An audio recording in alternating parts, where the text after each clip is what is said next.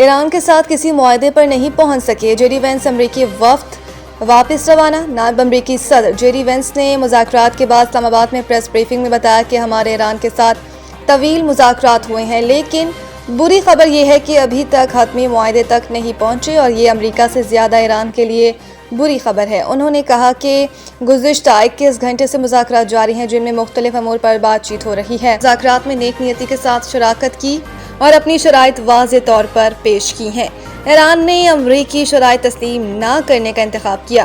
J D Venice نے کہا کہ کسی ڈیل کے بغیر ہم واپس امریکہ جا رہے ہیں۔ ایرانی وفد سے جوہری ہتھیاروں سے متعلق کوئی واضح عزم نہیں سنا۔ ہمیں واضح اور مثبت تصدیق درکار ہے کہ ایران جوہری ہتھیار حاصل کرنے کی کوشش نہیں کرے گا۔ پریس بریفنگ کے دوران امریکی نائب صدر جے ڈی وینس نے وزیر اعظم شہباز شریف اور فیلڈ مارشل عاصم منیر کا بھی شکریہ ادا کیا۔ بعد ازاں نائب امریکی صدر جے ڈی وینس وفد کے ہمراہ اسلام آباد سے واپس امریکہ روانہ ہو گئے۔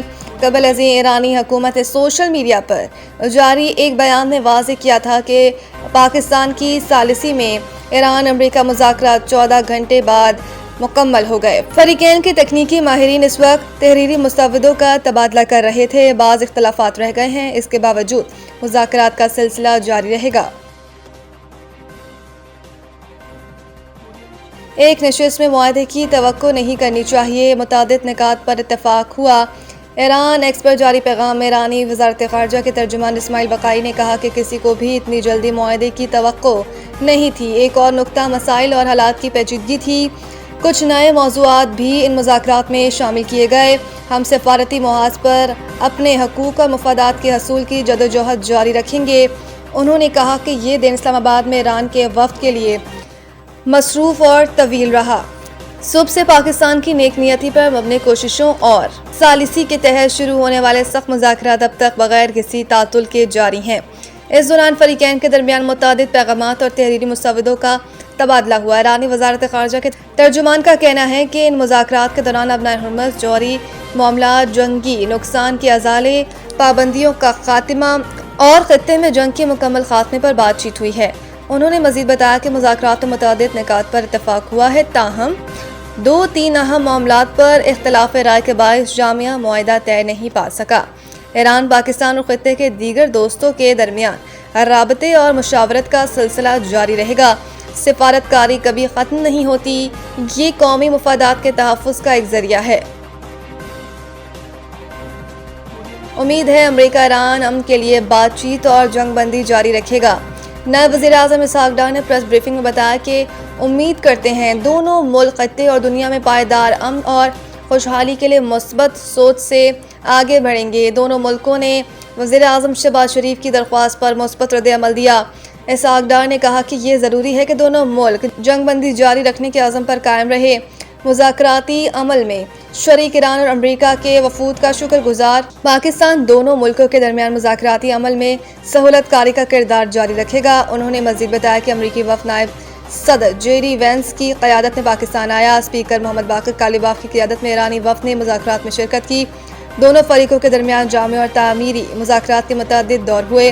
میں نے بطور نائب وزیر اعظم اور فیلڈ مارشل نے مذاکراتی عمل میں معاونت کی۔ اسحاق ڈار نے مزید کہا کہ دونوں ممالک کی جانب سے پاکستان کے مثبت کردار کو تسلیم کیے جانے پر ان کے مشکور ہیں۔ امید ہے کہ امریکہ اور ایران امن کے لیے بات چیت کا عمل جاری رکھے گا۔ امریکہ جنگ جیت چکا، مذاکرات کامیاب ہوں نہ ہوں فرق نہیں پڑتا۔ ٹرمپ میڈیا سے گفتگو کرتے ہوئے امریکی صدر ڈونلڈ ٹرمپ نے کہا کہ ایران کے ساتھ اسلام آباد میں مذاکرات جاری ہیں۔ ہو سکتا ہے ایران کے ساتھ معاہدہ ہو جائے اور یہ بھی ہو سکتا ہے کہ نہ ہو۔ صدر ٹرمپ نے چین کو دھمکی دیتے ہوئے کہا کہ اگر چین ایران کو ہتھیار فراہم کرتا ہے تو اسے بڑے مسائل کا سامنا کرنا پڑے گا۔ شاید انہوں نے پانی میں چند بارودی سرنگیں لگا رکھی ہیں۔ ہمارے پاس بارودی سرنگیں صاف کرنے والی مشینری ہے، ابنائے حرمز کی صفائی کر رہے ہیں۔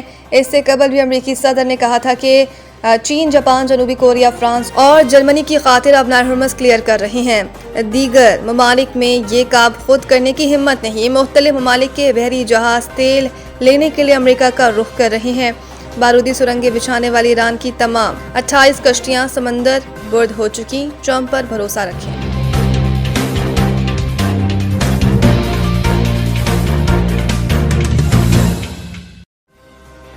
جہان داد خان کو وکٹ اڑانے پر جوش دکھانا مہنگا پڑ گیا۔ جرمانہ عائد کوئٹہ گلیڈیٹرز کے فاسٹ بالنگ آل راؤنڈر جہان داد خان پر HBL PSL Pakistan super league کے ضابطۂ اخلاق کی خلاف ورزی پر میچ فیس کا 10% جرمانہ عائد کر دیا گیا۔ کارروائی نیشنل بینک اسٹیڈیم کراچی میں راولپنڈی کے خلاف کھیلے گئے میچ کے دوران پیش آنے والے واقعے کے بعد کی گئی۔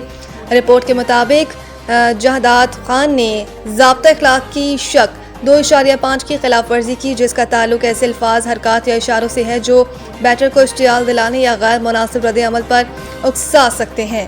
واقعہ اس وقت پیش آیا جب انہوں نے 18ویں اوور کی دوسری گیند پر سعد مسعود کو آؤٹ کیا، جس کے بعد ان کا رد عمل قوانین کی منافی قرار دیا گیا۔ آن فیلڈ امپائر شرف الدولہ اور عمران جاوید نے ان پر الزام عائد کیا، جسے جہان داد خان نے تسلیم کرتے ہوئے میچ ریفری روشن ماہنامہ کی جانب سے دی گئی سزا قبول کر لی۔